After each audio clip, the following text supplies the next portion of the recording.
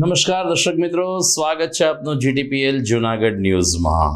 આપણા ગુજરાતી પંચાંગની વાત કરીએ તો તિથિ તોરણ પ્રમાણે હવે પછીના 2 દિવસ આપણા સૌ કોઈ માટે અત્યંત પવિત્ર બની રહેશે।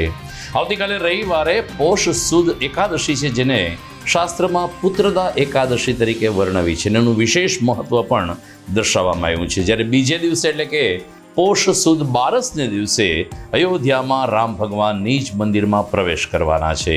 ત્યારબાદ પોષી પૂનમને આપણે અંબાજીનો પાટોત્સવ પણ ઉજવશું, પરંતુ અત્યારે તો પુત્રદા એકાદશીને ભગવાન શ્રી રામના નીચ પ્રવેશની શુભકામના વચ્ચે જોઈએ આજના જીટીપીએલ જૂનાગઢ ન્યૂઝ।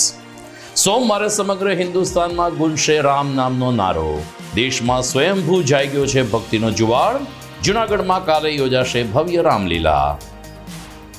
અયોધ્યાથી આવેલ અક્ષત કળશ પૂજનનો કાર્યક્રમ આજે સત્તાવાર રીતે પૂર્ણ જાહેર થયો। વિજ્ઞાનના છાત્રોએ બાઉદીન કોલેજ ખાતે કળશનું કર્યું પૂજન। ભવનાથના લંબે હનુમાન અને જંગલ વિસ્તારમાં આવેલ સરકડિયા હનુમાને રામોત્સવ ઉજવવામાં આવશે। પવનપુત્રના શિષ્યો દ્વારા તડામાર તૈયારીઓ। ટાટા મોટર્સના ડીલર ભગવતી ઓટો લિંકે રામજીની ભાવવંદના કરતા શહેરના માર્ગો ઉપર યોજી કાર રેલી, તો વિવિધ ધર્મસ્થાનોમાં પણ સત્સંગ કીર્તન શરૂ। અને ગૌરક્ષા આશ્રમના મહંત શેરનાથ બાપુ અયોધ્યા જવા રવાના। આશ્રમ ખાતે રંગોળી અને દીપમાળા સહિતના કાર્યક્રમો શરૂ।